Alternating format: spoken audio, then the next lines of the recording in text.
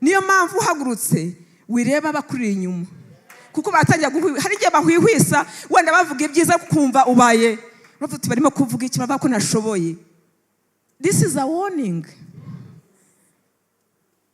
Sibyo? Don't. Kandi bitwe kubivuga wenda reka no mu buzima busanzwe. Niba Imana wumvishije ijwi ry'Imana ngo tangira iriya business. Be careful ujya kugisha inama. Kuko hari ijwi wumvishije. Hari abantu bashaka gufata imyanya y'Imana. Akumva kugira ngo niba ujya gutanga ngomba kubigiramo uruhari nkakugira inama y'ibyo uri bukore ukuri bufate mu yawe ukuri buteganye. Umunsi ku wundi Imana yanjye irimo kungirira neza. Umunsi ku wundi hari transition irimo kumbaho. Umunsi ku wundi hari ibyo niyongera. Umunsi ku wundi hari ibyo ntinyuka. Umunsi ku wundi hari aho Imana irimo kunyinjiza. Reka dukoma amashyi twakire Pastor Liz. Tumwakire n'amashyi menshi cyane. Hallelujah.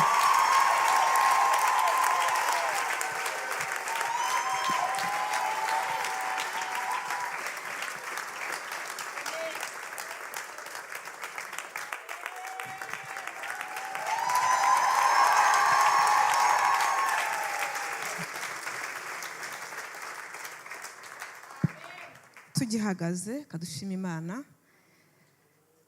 Data uri mwiza ukora byiza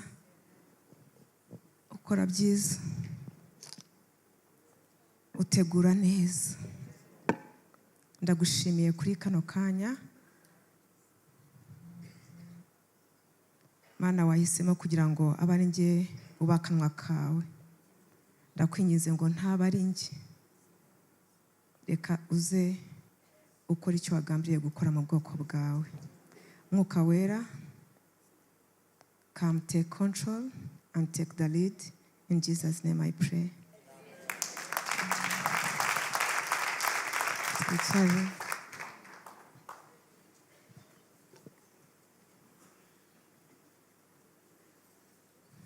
Amen.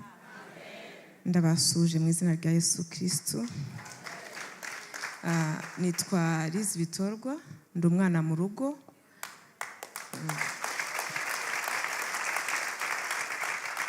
Nkaba nagiriye ubuntu bwo kubagezaho iby'Imana yifuje kubagezaho muri kino gitondo. Muyimere icyubahiro. Ndongera kubasaba ngo mumfashe gushimira umushumba wanjye kandi umubyeyi wanjye.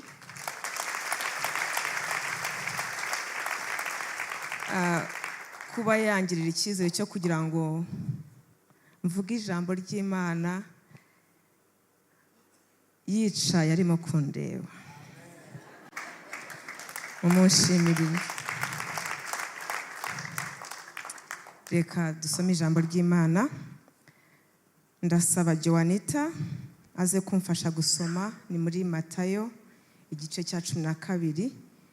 Turahera ku murongo wa 22 tugeze ku murongo wa 34. Joanita aramfasha. Matthew chapter 12. No, chapter 14, I'm sorry. Verses 22 to 34. Amen. Uwo mwanya ahata abigishwa be ngo bikire mu bwato babanze hakurya, amare gusezerera abantu. Amaze kubasezerera aragenda, azamuka umusozi wenyine ajya gusenga. Bwari bugorobye ariyo wenyine. Ariko ubwato bugeze imuhengeri buteraganwa n'umuraba kuko umuyaga ubaturutse imbere. Nuko mu nkoko azaho bari agendesha amaguru hejuru y'inyanja. Ariko abigishwa bamubonye agendesha amaguru hejuru y'inyanja bahagarika imitima, batakishwa n'ubwoba bati ni umuzimu. Ariko uwo mwanya Yesu avugana nabo ati nimuhumure ni jyewe mwitinya. Petero aramusubiza ati mwami niba ari wowe untegeke nzahura ingendesha amaguru hejuru y'amazi. Aramusubiza ati ngwino. Petero ava mu bwato agendesha amaguru hejuru y'amazi ngo asange Yesu. Ariko abonye umuyaga ari mwinshi aratinya. Atangiye kurengerwa arataka ati databuja nkiza. Uwo mwanya Yesu arambura ukuboko kwe aramufata aramubwira ati yewe ufite kwizera gukewe, ni iki gitumye ushidikanya? Baratambuka bajya mu bwato, umuyaga uratuza. Amen. Imana iguhe umugisha. Inyigisho nahawe kubasangiza nayihaye umutwe w'amagambo uvuga ngo impinduka zisaba ubutwari.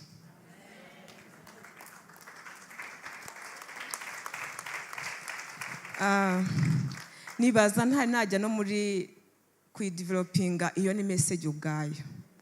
Impinduka zisaba ubutwari.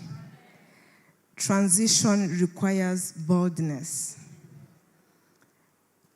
Amina. Amen. Ntabwo mfite umwanya munini ahangaha, mfite iminota mike cyane. Ndabasaba kugira ngo muntize uyu mwanya, kuko ntabwo nshidikanya ko Imana yakuntumyeho. Ntabwo nzi uruhande wicayemo, ntabwo nzi ngo uri ku ntebe ya kangahe, ntabwo nzi abantu barimo kunkunikira bahawe iyi message, ibihugu barimo kubarizwamo. Niyo mpamvu niba kwinginga buri muntu wese under the sound of my voice kugira ngo wumve icyo Imana yakuntumyeho. Ibi ntabwo mbishidikanya, Imana yakuntumyeho. Nshobora kuba ntari buvuge mu izina ryawe nkavuga ngo kanaka akira message, kuko sinzi uwuriwe. Birasaba kugira ngo utege amatwi wumve icyo Imana yakuntumyeho. Amina. Kandi ndabona uhari. Yesu aguha umugisha. Maze imyaka 18 ndi muri uyu murimo munsi y'aya mavuta kubw'ubuntu bw'Imana. Ntagiye na kimwe ntabonye habaho transition cyangwa impinduka. Kuva mpageze mu 2007 uko umwaka ugenda, uko ibihe bigenda, it's been a series of transition. Impinduka zihererekanya, impinduka rimwe, impinduka zikurikirana. Ariko impinduka turimo uyu munsi ni impinduka idasanzwe. Ntabwo mvuga uyu munsi ku cyumweru kuri aya matariki, ako ndavuga season turimo nka Noble Family Church, ndavuga season turimo nka Women Foundation Ministries. Hari transition, hari impinduka. Ndagusaba kugira ngo ntusigare muri iyi mpinduka, kuko iyi Imana irimo gushyiraho ibihe. Amina. Nuko hari ibishaka kukubyaza, nuko hari aho ibishaka kukugeza, nuko hari icyo ibishaka kukwigisha. Igihe turimo rero ni igihe cy'impinduka zidasanzwe ku buri muntu wese w'umunobo family, uri muri Noble Family Church, ni umuntu wese ubarizwa munsi y'amavuta Imana yashyize ku mushumba wacu. Ndakwinginze ngo ntusigare, reka izi mpinduka zigukoreho, zikore ku bawe. Stay focused. Iyo tuvuze ngo ijoro ry'abubatsi, tukaba dufite abakristu sinzi umubare wabo wishyizemo, ijoro ry'abubatsi rya mbere ntuzi, icyumweru cya kabiri ntuzi, uri mu Rwanda ukajya kuri Zoom ntuze Kimihurura, abantu bagatega bakava mu Bubiligi, bakava mu Bufaransa, bakava muri Amerika, bakaza mu ijoro ry'abubatsi. Uri i Kigali, uri Gasabo, uri Kanombe, ntuze. Uri member wa Noble Family Church, hari ikintu kirimo kugucika. We are not here to condemn you, but we are here to awake you up. Turi hano kukwibutsa ngo iyi mpinduka yaziye njyewe, yaziye wowe. Ndakwinginze ngo wicikwa, kuko wicikwa ibi bihe byashyizweho n'Imana. Amina. Kandi impinduka yose, navuze ngo umutwe w'amagambo nawise ngo impinduka zisaba ubutwari. Ubutwari bwo kuva mu bitotsi, ubutwari bwo kwiganyira, ubutwari reka mubwire, uzi neza ko atari wowe ukora wenyine muri Kigali. Ntabwo nzi office ukoreramo, ariko ntabwo ukoramo wenyine. Ndibaza ko wabihamanya nanjye. Ntabwo nzi business ukora, ariko burya ntabwo ari wowe mucungamari wenyine. Akazi kufite hari abandi bagafite. But guess what? Batera intambwe bakaza mu ijoro ry'abubatsi kuko bamenye ko hari impinduka kandi bagomba kubyaza umusaruro. So ndasaba umuntu wese ukurikiranye, kuko niba uri waguye tuvuge kuri YouTube ya Women Foundation Ministries, utega amatwi neza kuko iyi message ishobora kuba ari iyawe. Right? Twagiye. Impinduka zisaba zose gutera intambwe. My late mom used to tell me ngo natinze kugenda. Mama wanjye yajyaga ambwira ngo natinze kugenda kuko natinyaga guhaguruka. Sinzi aho wicaye, ariko ijambo ryose ndi buvuge nzi ko harimo message yawe. Ishobora kuba atari yose kuva ntangiye kugeza nshoje, ariko mbabarira aho ndi buvuge iyawe, ntizi usinziriye, ntizi urangaye, ntizi uri muri telefoni, ntizi iminota mikeya, mubwire icyo nagutumweho. Mami yarambwiye, yajyaga bimbwira ngo natinze guhaguruka, nkatinya kugenda. Najya guhaguruka bankomera amashyi nkahita nicara. Ariko igihe kimwe naje guhaguruka, mpagurutse ntera intambwe. Ntera intambwe ntabwo nongeye gukambakamba. It took me to be courageous. It took me to be bold. Byasabye gutinyuka kugira ngo ntere intambwe ya mbere gusa. Ndakwinginze ngo tera intambwe. Amina. Iyi nkuru dusomye igice cya 14 cya Matayo harimo amakuru menshi. Niho hari igihanga cya Yohana gicibwa. Yego. Niho hari Yesu agaburira abantu ibihumbi. Hakabamo n'iyi nkuru agendera hejuru y'amazi. Ni igitabo kiryoshye, ndagikunda. So kugira ngo haze impinduka, amina, bisaba kuva mu bintu bisanzwe. Bisaba kuva muri comfort zone. Uri mu buzima busanzwe, under normal circumstances, you cannot walk on water. Mu buzima busanzwe ntushobora gutera intambwe ngo ugende hejuru y'amazi. Ntabwo bishoboka kuri mu buzima busanzwe. Bisaba izindi imbaraga. Bisaba kwizera kudasanzwe. Mu bihe bisanzwe Kiki yatubwiye about ground breakers. Niba ukurikira, niba uri umukristo wa Noble Family Church, uzi ibihe byo turimo bya build and prosper. Oya, reka kwigirisha, urabizi. Yego urabizi. Kubimenya rero uzi icyo bisaba. Umushumba yadusobanuriye adubwira igishushanyo mbone, yarimo kubwira avuga cathedral, tutari twabona twese twumva icyo gishushanyo tukizi, ariko kumva ni ibintu biremereye. Biragusaba kuva mu bintu bisanzwe rero kugira ngo ukore icy'Imana irimo kugusaba gukora. Ariko kino gitondo ndagutangariza ko I am anointed to move you kuva mu buzima busanzwe kujya mu budasanzwe kugira ngo ukore icy'Imana igushaka hamagarira gukora. I am anointed. I am convinced. I am called. I am numva mpamagarirwa kino gitondo iyi minota mike turimo kugira ngo nguterure. Niyo mpamvu nakwinginze ngube maso. nicyo nasigiwe kino gitondo. Walk with me. Amina. Mu buzima busanzwe kuvuga ngo ugiye gutanga ngo miliyoni 100 ngo zo kubaka, ntabwo wabikora uri mu buzima busanzwe. You cannot. Nimvuga miliyoni 100 ujye mu cyiciro cyawe. Haleluya. Mu buzima busanzwe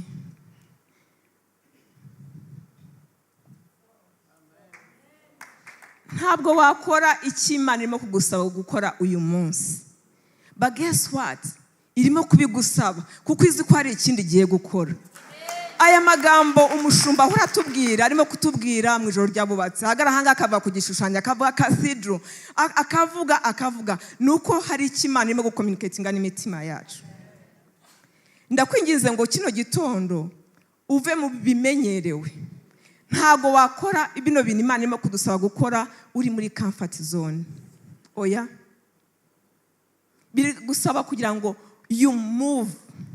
Utera intambwe yo kwizera ariko wumvira ijwi ry'Imana.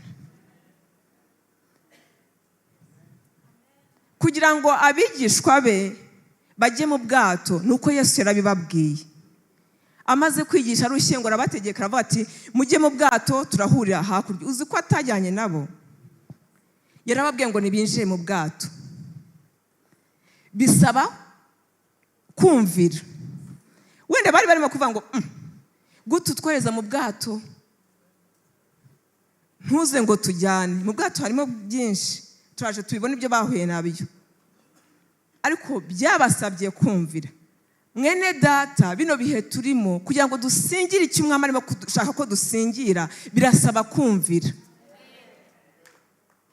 Reka kujya mu ijambo ry'Imana ngo hari ahantu ngo kanshaka ahantu bavuga ngo kwizera yego ngo ariko ngo wizere uzi ibyo ufite. Oya ntabwo ariho biri. Ntabwo bihe turimo bigusaba kugira ngo ujye kugisha inama umuturanyi wawe ngo uvuge ngo ko ku rusengero iwacu cyangwa uwo mwicanye cyangwa uwo muri kumwe muri family muri department runaka kujya kumubaza ngo buriya wumva gute. Oya, niba udasobanukiwe ngwino ubaze wabitubwiye kuko you may be misled. Uwo muntu urimo kujya gusobanuza ntabwo ari we wabahaye yereko. Araguha ikigero kiri mu byo afite. Reka mubwire mushaka kuba muri nakapu ari abashakanye ariko vision ntabwo ari umugabo wawe wayihawe, ntabwo ari umufasha wawe wayihawe, ntabwo ari umwana wawe wayihawe nubwo azi ibyanditswe cyane. Kandi ntabwo wasabwe kujya kubisesengura ariko hari uwayihawe kandi arahari. Icyo utumvishije yaguhaye aduhere muri rusange ngwino ukimusobanuza.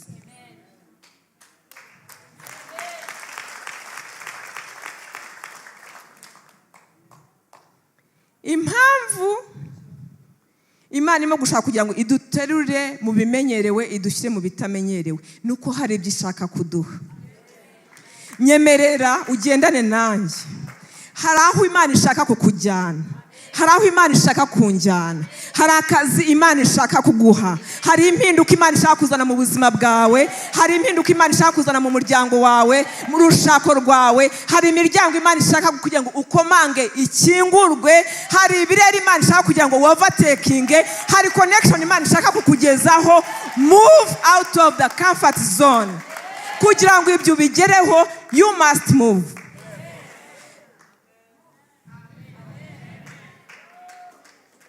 Kuko hari aho Imana ishaka ko winjira. Twe turimo kubaza ngo ngo Ikaze izabiteye ubwoba. Ntabwo izabiteye ubwoba ngo wowe usigare. Guess what? Nawe ugiye gutera ubwoba. Ugiye gutera ubwoba. Ntabwo iyo apostle arimo kwisobanura ngendera nkavuga nzayinjamo meze gutya ariko siko nzaba meze. Hari ibirimo guhinduka muri njyewe. Hari ubumenyi ndimo kugira. Hari hishurirwa ndimo kugira. Hari ibyo ndimo gusingira. Ibyo rero birasaba kugira ngo mve out of my comfort zone. Yesu ashimwe cyane. Reka turebe ku murongo wa 22. aho byatangiriye cyangwa se aho iyi script itangirira.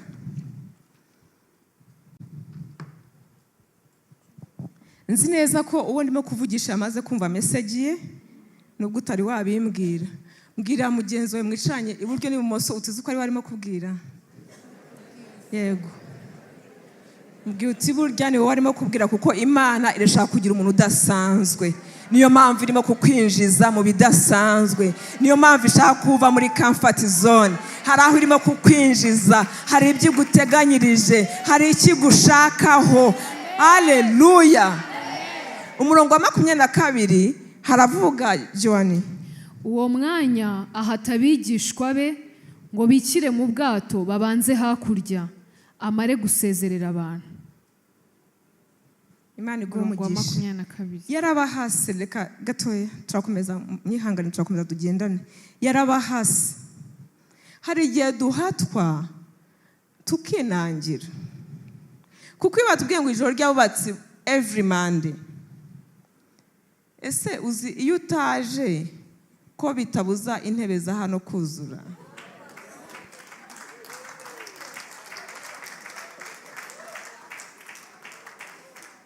No, don't give me that attitude. Do not give me that attitude. Iyo utaje ntago bibuza igikorwa gukorwa.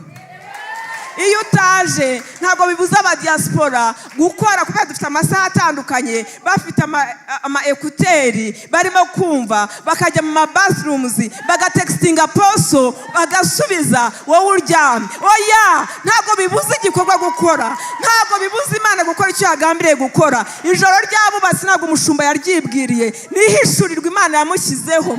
Guess what? Imana irabikurikirana umunsi ku wundi. Nta joro twabona risa nk'irindi. In case you didn't know. Yo.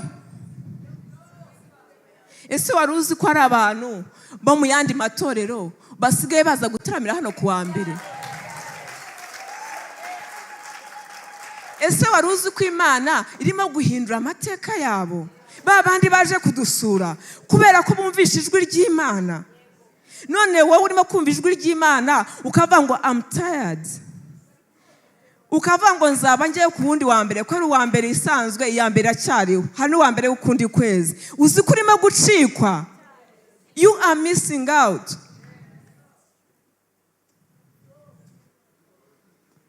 Hari icyo urimo gutakaza. Hari icyo urimo gutakaza. Kandi Imana irimo gukora. Umunsi ku wundi, nta konji, nta break, nta umunota ku wundi. Umushumbraza yapfa gufata microphone. Hallelujah. Ataratanga amashimwe. Buri bantu bose ngira amahirwe yuko hari abantu bazi telefone yanjye. Hallelujah. Abantu bakanyandikira. Umushumba asigaye atanze telefone ye kumugaragara, abantu bose baramwandikira. Yaba yabonye message yanjye, wandebe ko yabonye message, atari yavuga kubera ko yumvisha ijwi ry'Imana. Ijwi ry'Imana ryumvwa nushaka kuryumva. Ndebera mugenzi wawe uti, ndebera ko hari akantu ko mu matwi afite ko yumviraho. Maybe hari igihe gashobora kuba kapfuye kuko hari igihe bujya bumera ukuntu. Ako niba afite amatwi abiri akaba yumva avuga ngo rero urebe ko atakureba, arumva icyo Imana irimo kumubwira. Niba yumva ngiye uri ahanga kumva sound yanjye, ni gute sound y'Imana atayumva? Mubwutireka kwigirisha, urimo gucikwa. Joanita unsomere ku murongo wa 24 utarahaguruka. Twavuze ko bisaba obedience. You have to obey. You must obey. Niba urimo gushaka ko ari transition ikubaho, niba urimo gushaka, niba hari icyo ukeneye ku Mana, niba hari icyo wasabye Imana, hari icyo wisabye ndavuga uti barimo kwitanga ngewe ndimo kuririra Imana. Oh, uzi ko hari abantu badasobanukiwe. Akumva mu ijoro ry'abubatsi yajya ahantu kujya gusenga agiye kwiherera. Uzi ko ubwo ari ubuyobe. Nukuri. Nubuyobe bukabije. niyo wavuga ngo ngiye gusenga ingango kugira ngo umushongo Imana imukoreshe reka da ngwino ahangaha niko gusobanukirwa. Amina. Ngiye kucyo nakwita kuri point number 2. Waruzi ko iyo wumviye ijwi ry'Imana cyangwa wumviye ngo iyo mpinduka ikubeho, uzi ko ari igihe duhura n'ibizazane. Nakunze ukuntu Bibiliya yabyise Ikinyarwanda, ni kuri 24 I guess. Wansomera kuri 24 Joanita. Ariko ubwato bugeze imuhengeri buteraganwa n'umuraba. Buteraganwa, thank you so much. Nashakaga iryo jambo, buteraganwa. Guteraganwa mwabyumvishije? Yes. Nta kibazo muraza kubiri cyangwa ubwe mugenzi wawe ari kubwira guteraganwa. Ni gute Yesu arababwiye ngo ni ubohereje. Arababwiye ngo mugende mu bwato duhurire hakurya. Kenshi iyo twumvishije ijwi ry'Imana wumva uri confident ukavuga uti wow, this road is straight. Ako waruzi ko ari igihe wumva ijwi ry'Imana warangiza ugateraganwa mu rugendo. Hari abantu banyumva?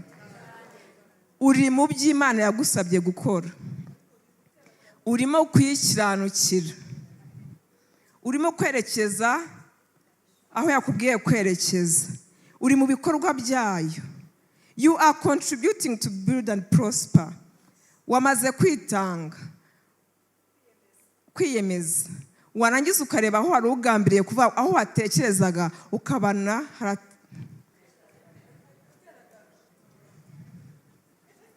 hari umuntu unyumva, ukabona aho wakekaga kuvana seed yawe hari ikintu kibaye. Haleluya.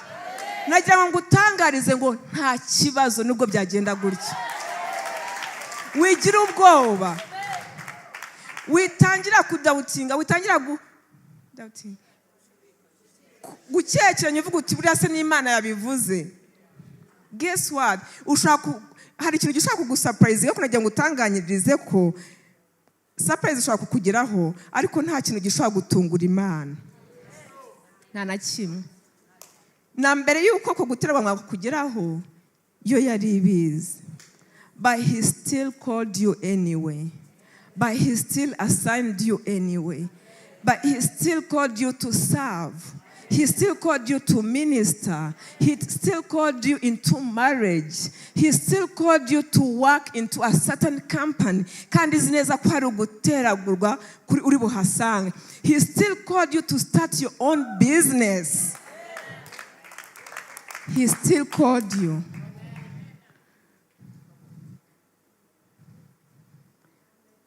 He still called you. Kuba wahura n'ikintu kigucalenginga cyangwa se ibibazo mu rugendo ntago bivuze ko Imana itavuze. Uzi icyo bitubyarira ibyo bibazo? Uzi icyo bitubyarira ibyo bibazo? Yemera ko tubinyuramo for us to mature. Kuko iyo nyuze mu bibazo nkabyambuka, iyo ngeze ahangaha ntago mba meze nk'umuntu uri hariya, ntago mba meze nkanjye mbere yuko nyura mu bibazo.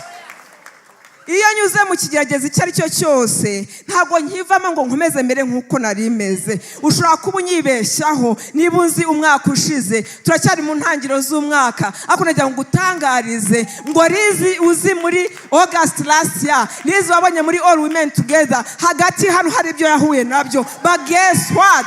Ntabwo nkiri hahandi. Hari umurimo Imana yakoze muri njyewe. Uyu muri murimo kuma gushira amanga, uyu muri murimo kuma kuyizera, uyu muri murimo kuma kudashidikanya Imana yanjye, uyu muri murimo kuzamura kwizera kwanjye, uyu muri murimo gutuma sobanukirwa Imana n'ubumana bwayo. Hallelujah. I am maturing. Ibigeragezo, it's my feast. Hallelujah. You just missed that. Ibigeragezo ni igaburo ryanjye nk'umukristo. Ibigeragezo binyinjiza ahantu ntabwo uzi icyo urimo kunyuramo ako cye gutuma urangara. Stay focused. Komeza ukora icyo Imana yakubwiye. Ni business yawe se, ni abana bawe se urimo gusenga ngo umwinginzi ngo hanyuma ngo abana ngo barimo kumera gutya imba wangiza ukabanga ubusimana kutarimo kunyumva. Oya nshuti, ntabwo ipfuye amatwi, ntabwo ipfuye amatwi. Nta kintu na kimwe n'icyo utavugishije akanwa kawe ukakivugisha umutima wawe iracyumva kandi gisubiza neza. But he's maturing you. He's maturing you. Utera intambwe ukavuga uti ntabwo ndibisho sinzayitera, ndarushye. Wagira gutyo ukamenya birakunze, ntabwo aba ari wowe urimo kubyikoresha, ni imbaraga iba yongeyemo ikakongera izindi mbaraga. Uko wateye intambwe ako wari umeze hariya si kumera ugeze ahangaha. Wagira gutyo uba wongeye kugira icyo wiyongeraho, wagira gutyo urimo gusatira kwi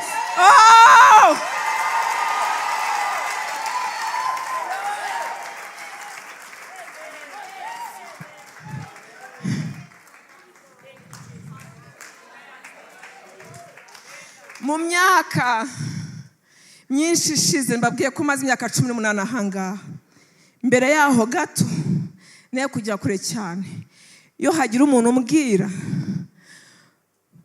ngo uzi ko ugiye kuba pasiteri, nari kumuseka cyane. Nari kumuseka nkaba mbona ko mu mutwe atameze neza. Njyewe wari uhuzaguritse, njyewe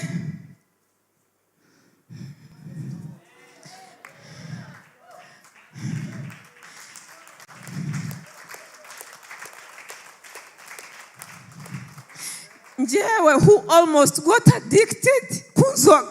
Ntabwo wari kumbwira ngo nza mu pasiteri ngo mbyemere. Njyewe wari ufite ibinsindishije.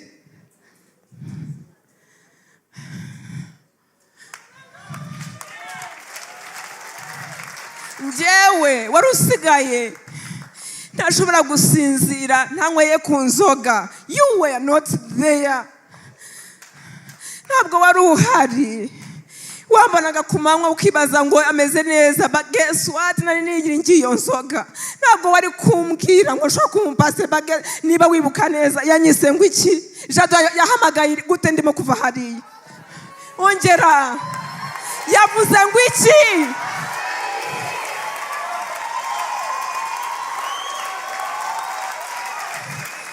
Ntabwo yavuze ngo nizi, ntabwo yavuze ngo uriya mukobwa wicaye inyuma hari, ntabwo yavuze ngo mwene bitorwa.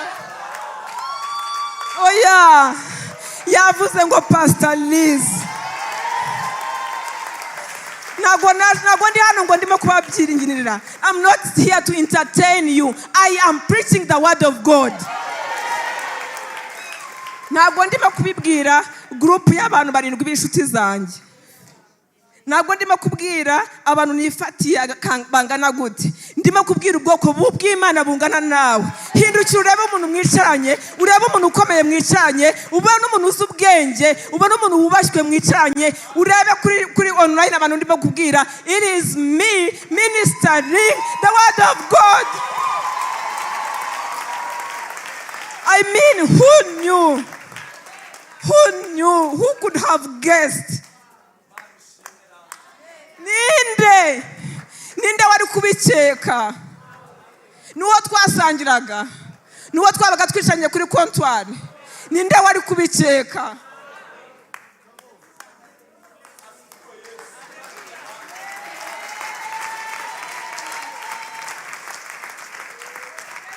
But look at me now.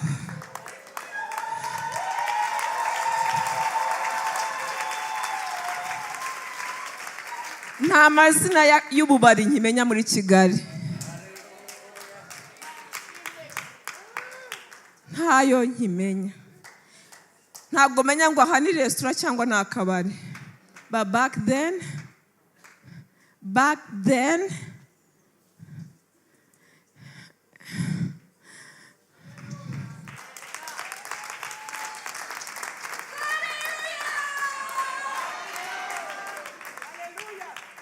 ntayo nkimenya.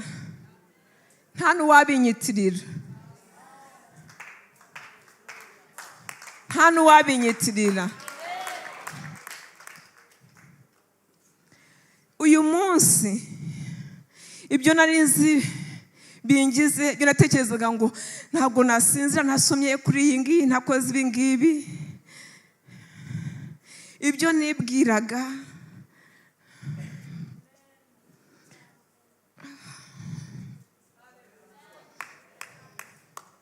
siho nkiri.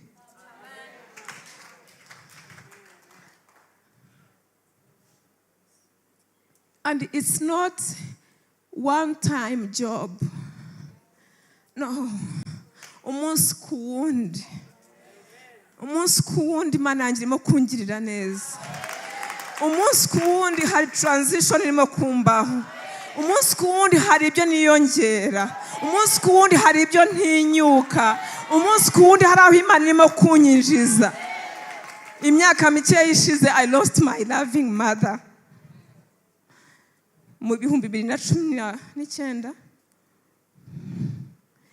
njyewe wafashe igihe kinini, wagiye igihe kinini nabitekereza gusa ko mama ashobora gupfa atarwaye, ari muzima akomeye, nabitekereza nka Sara, kubitekereza gusa nkumva ko bidashoboka.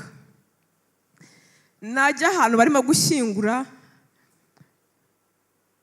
Imana nge tudafitanye ubusabane bwinshi, ariko aho haragiraga nkaba nzi neza nkavuga I know you cannot, ndabizi ko hari utahakora, nzi ko udashobora, kuko numvaga uko nari imeze havuga ntibishoboka ko mami agenda. But look at me now. How many years back? Uyu munsi umuntu arabura umubyeyi we nkabona icyo kumubwira. Uyu munsi ndabona babuze ababo nkasobanukiwe loss ku buryo nta muntu wayinyigishije, kubera ko Imana yahanyujije. Uyu munsi I am strong to comfort abarimo kubura ababo.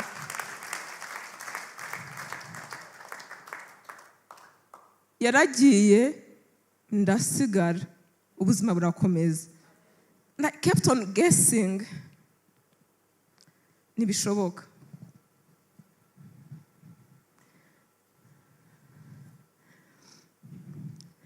Numvaga nta muntu ushobora kuma comfort, ariko byarageze bigira ndi mu maboko ya Apostle.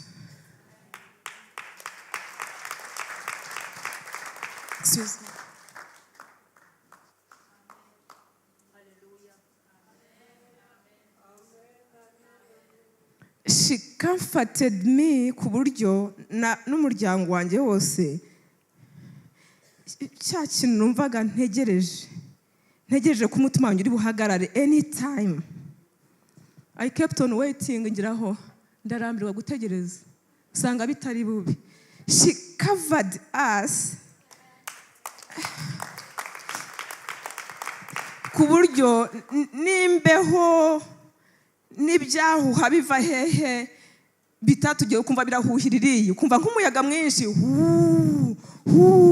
ariko ahuri ukumva urifubitse. Who knew that? Sinigeze menya ko ibyo bishoboka. Narabitekerezaga nkanywa ibinini kugira ngo sinzire, ariko uzi ko no mu kiriyo cye naryamye nkabona ibitotsi. I did. Ndimo kuvuga Imana ishobora byose, ndimo kuvuga Imana y'inyembaraga, ndimo kuvuga Imana ishobora kukwambutsa ibyo ubona ko bidashoboka ko wabyambuka. Ndibona kubona Imana ishobora kuguhindurira amateka. Ndibona kubona Imana, ndakubwira Imana ishoboye byose. Petero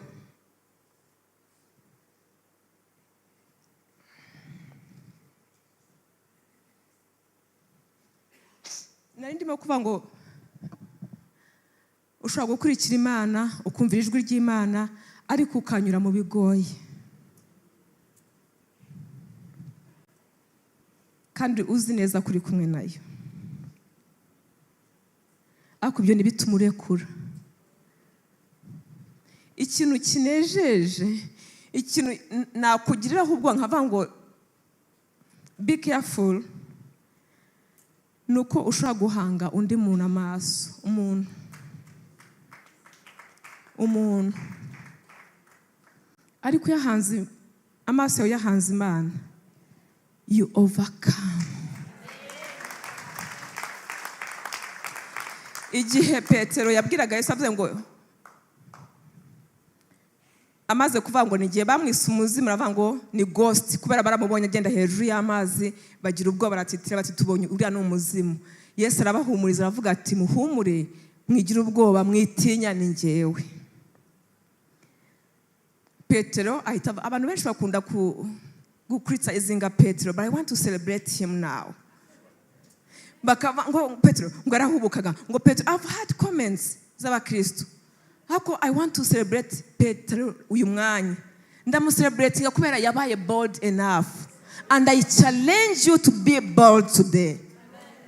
But bold, we komeza kumva ngo abantu nguzi ko arimo kuvuga ngo 500. Be bold to ask God ikintu cyo wumva, dare to ask him icyo wumva kidashoboka.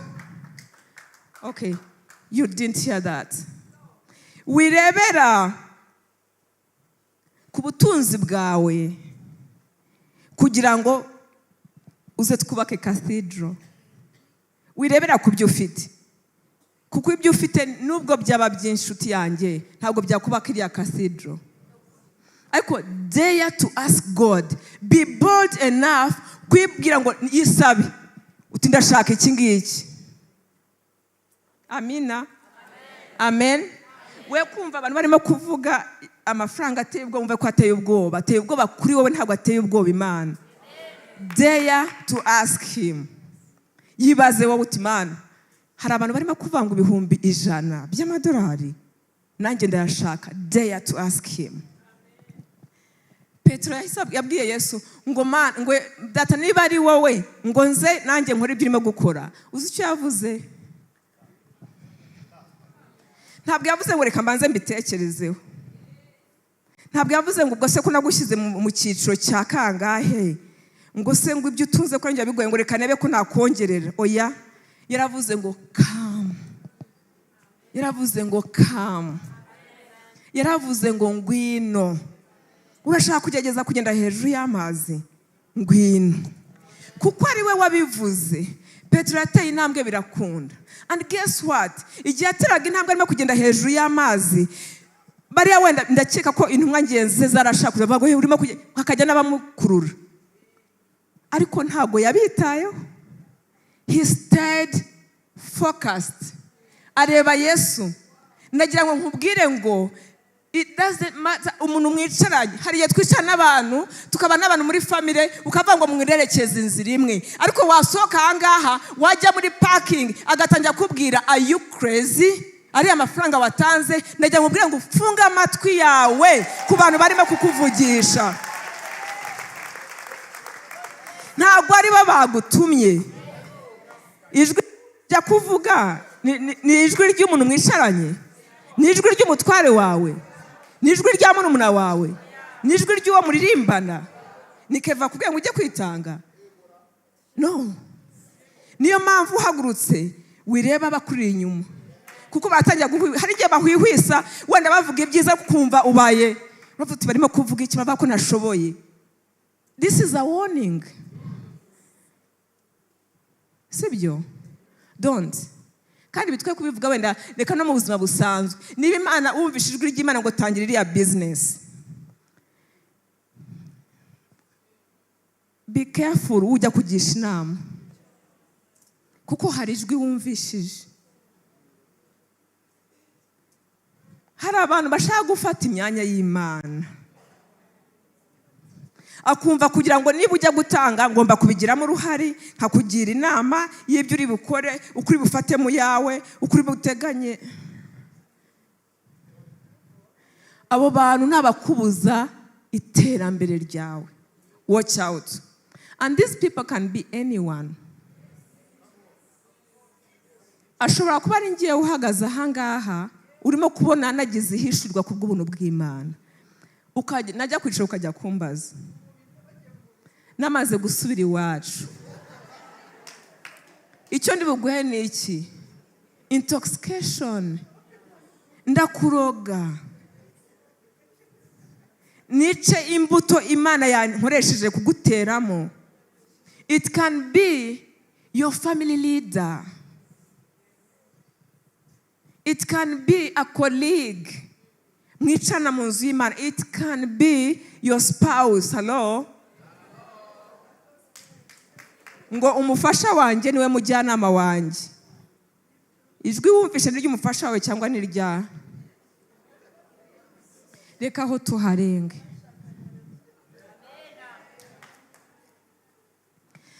Uzi ko n'igihe kwa kundi muzi ko dufite imvugo umuntu yakaba fire ugasanga umuntu avuze fire cyane kubera ko ari akamenyero. Flow ndaflowinga, let me flow. Nigiye mvuye ahanga ukomeza umbwire ngo flow, do not question my do not, kuko njya kuvuga numvishe ijwi ry'Imana ntabwo ari iryo. And watch out, natwe twicaye mbere yo kujya kugira inama umuntu umenye ko Imana yakubwiye ngo umugire inama, kuko turi mu gihe cya transition kandi turimo kwinjizwamo n'Imana. So watch out. Ntabwo Peter yigeze areba inyuma barimo gucyaringa. Ntekereza ko bahwihwishije ariko babona ateye intambwe ebyiri eshatu bagatangira kuvuga ati go Peter, go Peter. Ariko iyo go when njye nkeka ko ari nabo batumye areba n'umuyaga barimo kumusakuriza cyane.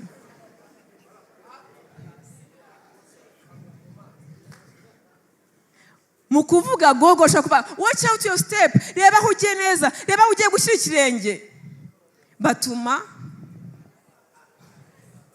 bigenda bite? Ako ikintu nkundira Imana. Uzi ko n'igihe yari agiye kurohama Yesu yahise afata.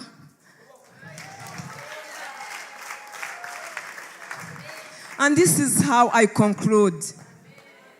Ngeze ku musozo wa message yanjye. Reka mubwire, dare to ask him. Be bold enough to ask icyo urimo kurota. N'igihe wageze hariya bikakuyobera, nugera mu muyaga bikanga, umenye ko ariyo yakubwiye. Ntabwo bivuze ngo guhungabanywa n'ibihe bivuze kuneshwa cyangwa gutsindwa. No. Ariko n'igihe ubona ugiye kurohama, nshuti yanjye arahari kugira ngo akuzamure. His hand is always extended to us. Ntabwo ajya tureba ngo agire gutya intoki. Abana b'abantu hari igihe akubwira ngo genda, wagera imbere bamubwira uti birananiye, akavuga ati nakubwiye cyangwa akavuga ngo telefone ye ntabwo iriho akayikuraho. Ariwe bakubwira ngo genda, nugira Dubai turavugana, genda nateguye umuntu uri bukwakire, genda ujye kuri banka turahahurira. Wahamagara ugasanga telefone yavuyeho. Ariko siko Yesu abigenza. His hand is always there to lift us up. His hand is always extended to us. Ukuboko kwe guhora kumeze gutya.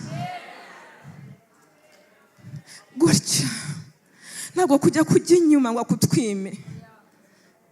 Ntabwo kujya imbere ngo yifate gutya kurebe gutya. It is always extended to encourage you, to move you, to raise you, to give you.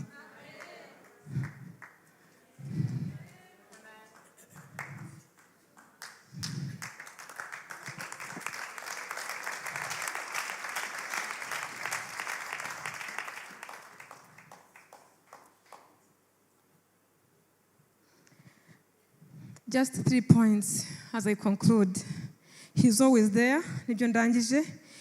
Keep moving forward. Be bold to ask him and take advantage of the opportunity. Ibi bihe turimo, aka kantu kari kagiye kunyibagira. Thanks be to the Holy Spirit. Take opportunity. Take advantage of the opportunity. seize the opportunity. Ibi bihe turimo ntabwo bisanzwe. Ntabwo apostle afite umuhamagaro wo komeza yubaka cathedral umwaka kuwundi cyangwa mu gihe cy'imyaka 3.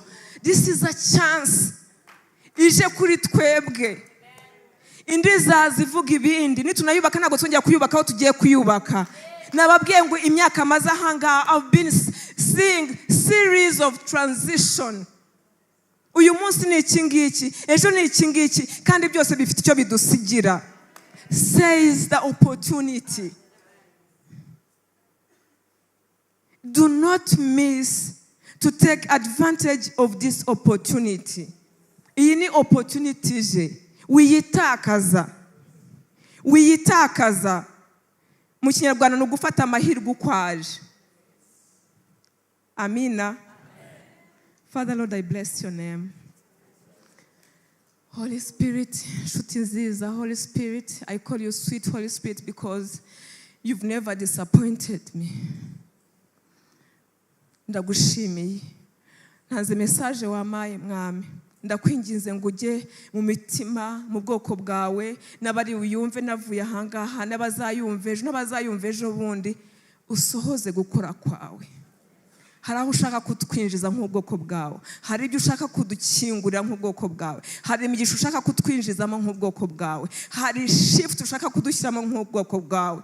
Uturinde kurangara papa, ushoboye byose. Twakiriye ukuboko kwawe kw'imbabazi nyinshi, twakiriye ukuboko kwawe gutuma tutarohama, twakiriye ukuboko kwawe tuduma tutayoba, twakiriye ukuboko kwawe kutuyobora. Reka tugukoreho mwami, tukwitendekeho kugira ngo utwinjize mu masezerano yacu. Mwuka wera ndakwizeye ngo ibyo wampaye ntavuze uraza kubivuga mu buryo bwawe. Ibyo utampaye mwami nishyiriyeho reka ntibigire icyo bikora mu bwoko bwawe, ubiranduye kuko urabishoboye. Ni mu izina rya Yesu Kristo senze nizeye, amen.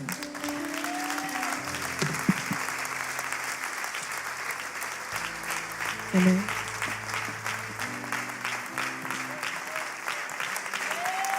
Hallelujah. Reka twongere ijambo ry'Imana amashyi menshi cyane. Hallelujah. Hallelujah. Reka dusabire umugisha umukozi w'Imana Pastor Liz. Imana imuhe iki? Mugisha, imbaraga, amavuta, kwaguka, nakado no kurama. Hallelujah. Imana imuhe umugisha, ndizera neza ko ari nge nawe twese dukuyemo ibyacu. Amen. Nukuri ntawe atabwiye. Nge niyumvishe, numvisha hondi, numvisha icyo Imana yantumye uyu munsi. Awe kandi ndizeye neza. Hallelujah.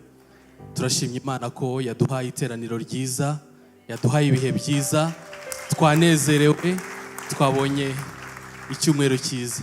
Turashoje amateraniro yacu uyu munsi. Reka kwihangane, protocol iraza kudufasha dusohoka. Reka gahunda n'ejo nkuko twayibwiwe tuzatangira Fire Week saa 4 imiryango izaba ifunguye. Karibu saa 5 dutangire kugera saa 8. Kandi nanone indi rendezvous nziza ni saa 1 z'ijoro mu ijoro ry'abubatsi. Ibahe umugisha, tugire icyumweru cyiza. Murakoze.